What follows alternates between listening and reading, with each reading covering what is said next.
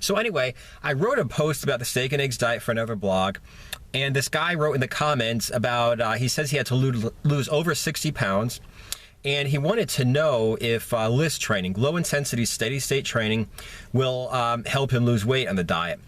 Now, first of all, LIST training is really a blast from the past. You know, back in the day before HIIT training became big, you know, there was just steady state cardio, which basically meant you would, instead of having like, you know, peaks and valleys in your heart rate where you like pump up your heart rate and then drop it down, and then pump up your heart rate and then drop it down, like with HIIT training, for instance, or interval training, what you would basically do is just go at a slow pace for a while, and, you know, you just, you know, stay at that same pace, same heart rate for 20, 40, 60 minutes, whatever, to burn calories, okay? And as a matter of fact, the test to see if you were in fat burning mode, quote, was basically to go ahead and, you know, see if you could maintain a conversation, like a normal conversation, not too out of breath to do that.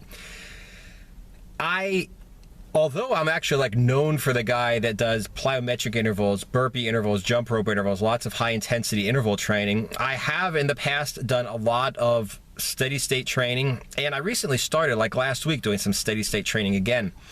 The way I do it is a little bit differently. The way that I recommend you do it is on a treadmill, okay?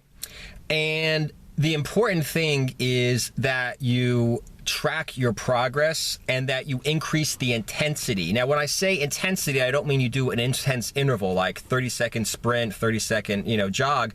What I'm saying is you increase the intensity, because most people, when they track their progress, they'll like, you know, jog at a slow pace for, you know, 10 minutes, 20 minutes, whatever.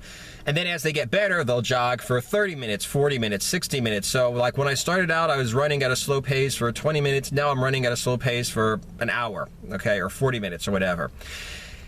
That is one way to burn twice as many calories. Instead of running 20 minutes, run 40 minutes. But there's another way, okay, that will not only increase the amount of calories you burn, it will also increase how fit you are, okay? And it will also be very time economical, okay? So you'll basically be getting a better workout in less time. And the way that you do that is, instead of increasing the length of time, you increase the rate at which you run. So what I basically recommend you do is you just do a 20-minute workout, okay? Just set the time for 20 minutes on the treadmill, keep it flat, don't put it on an incline, and find out, this may take a little bit of experimentation, find out how fast you can run, okay, to be able to reliably, without really killing yourself, complete the 20 minutes, okay? I don't care if you run, I don't care if you jog, I don't care if you walk, I don't care if you crawl along, okay? You need to just stay on the damn treadmill for 20 minutes, okay? Disclaimer, talk to your doctor, you know, or whatever, and find everything to make sure you're healthy. But, you know, if you cannot stay at the slowest setting, and this morning I looked, the slowest setting on the treadmill that I could run on was 0.5 miles an hour, okay? If you cannot stay on the treadmill for 20 minutes at 0.5 miles an hour, seriously, go to the doctor, go to the emergency room right now. But, you know, you just find whatever pace it is, and you just stay there. You do this 5 days a week, Monday through Friday, okay? And you do it the same pace. You cannot slow down. So be sure that you do not overdo it, especially in the beginning. Depending upon what kind of shape you're in, you do this for a week, you know, maybe a month, 5 days a week, okay, before you change anything. And now, like I said, what you do is you do not go any longer. You do not increase the elevation, the incline. All you do is just increase it ever so slightly, okay? For instance, where I'm at right now, I haven't run in a long time, so what I did is, this was after I did my burpees, which is like, you know, 120 burpees is like doing 120 jumping squats. You know, I did, there's a length of, you know, of AstroTurf in the gym. I jumped that, you know, broad jump 10 times, you know, walking back in between. So my legs, I did, you know, over 100 normal squats. You know, so basically my legs were fried, and I just got on the treadmill last week, and it was like, okay, it goes up to 12 miles an hour, so I got on at 6.1, and I just basically, you know, 6.1, 6.2, 6.3, I basically pumped it up by 0.1 mile per hour every day, and I'm in pretty good shape, okay? So like I said, this was a really easy way to do it. Now this week is the second week. I'm going to keep it at 6.5, and then next week I'm going to go ahead and 6.6, 7, 8. The important thing is, like I said, you know, If I wasn't in shape, I would probably go for the first month at just whatever pace I can run or jog or walk at, okay, just to get in, into it.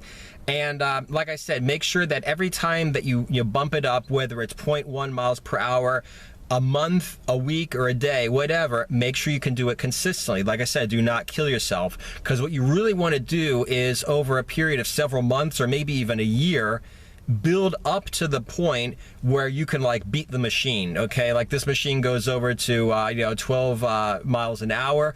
Okay, that's trucking, that's pretty fast. The reason why I really like this is in my mind, I know I'm never going to run for more than 20 minutes. So like I said, I mean, at some point maybe I will, but in general, I've done this a lot of times, especially when I was in the Army. Like I come out of field deployment, whatever, and I'm not in shape because I haven't been running, and I would do this to get myself in shape again instead of running on the road. And like I said, the thing is, you're not running over 20 minutes, okay? Which is time saving. And another thing is not just the time that you spend in the gym, okay, is not going to go increasing, but another thing that's important is that that yourself, especially if it gets harder after a while, you should slowly increase so you don't kill yourself, but it is going to get more taxing after a while. You know that you're only going to have to go there for 20 minutes. You get kind of used to running for 20 minutes. So even if you do have to push yourself a little bit, it's like, well, relax. I know I can do this. I've done it before. It's just 20 minutes. It's not a problem. And, like I said, that's basically what it comes down to. Like, for instance, let's say I'm going to run, at 6 miles an hour. Well, next week I'm going to do it at 30 minutes. Like, damn, I'd normally be done now, and I got to continue running another 10 minutes or whatever. So like I said, this is the best way, like mentally, it's easy to run like this. And like I said, instead of running, let's say, burn so many calories in 20 minutes, and then like a couple months later, you're burning so many calories in 40 minutes, you're burning the double calories because you're running at the same rate. When you do this, it would be like, okay, you'd be running, at so-and-so pace. Like, let's say you're doing, 15-minute miles. Okay, you're going 4 miles an hour. Well, great. Let's say in a few months you're doing 8 miles an hour. So you're going twice as fast, which means you're burning twice as many calories. Okay, but still in the same time. And like I said, the important thing that I like about this the most, and this is the reason why I did this when I was in the Army, always trying to get into shape, like in the beginning when I had a layoff because of, whatever. The thing is, it makes you run faster because, I've seen guys, they might lose weight and burn calories by going on the machine for like, 60 minutes. Yeah, it's cool to go 3 times as long as you were in the beginning and burn 3 times as many calories, but it's really cooler to go faster within that 20 minutes. So not only do you burn calories, but you also get the benefit of like practical life. You could actually run faster. Okay, you actually get to to the point where you can run faster. I mean, I remember one time when I was with an Army buddy, we went on like an East Coast trip when we were in Bragg, and we were driving through D.C. because he'd never seen Washington D.C. and there were a bunch of military, whatever, civilian guys, whatever they're running. There was like Camp McCall, it's like running capital of the world. And I remember there was this like girl, she was hot, and this guy's running with her, like you could tell he just bought brand new jogging clothes to, get a little towel around his neck and stuff, and she's running and he's barely able to keep up with her, and he's dying, and he's like, oh yeah, she's like, I'm gonna keep running. He's like, yeah, I'll catch up to you later. Listen, you don't want to be that guy. You want to be able to not just, hey, I have abs because I spent an hour and a half on the treadmill. You want to actually be like, I have abs and I could run. Okay, get some use out of your workout. So like I said, that's my opinion of the best treadmill workout for burning fat and for getting in shape. And like I said, you're probably not going to outgrow the the 20-minute time period, because first of all, by the time you actually beat the machine and get up to the maximum speed, that's really elite level stuff. And second is after that, then you could always increase the incline by a 0.5% or whatever the smallest amount is every month. So like I said, this is something that you could use for an almost infinite amount of time, no matter what kind of shape you get into, and you're always going to be pushing your physical ability, pushing the amount of calories you burn, pushing your fitness levels. Go ahead and try it out if you're into the slow, steady state kind of cardio.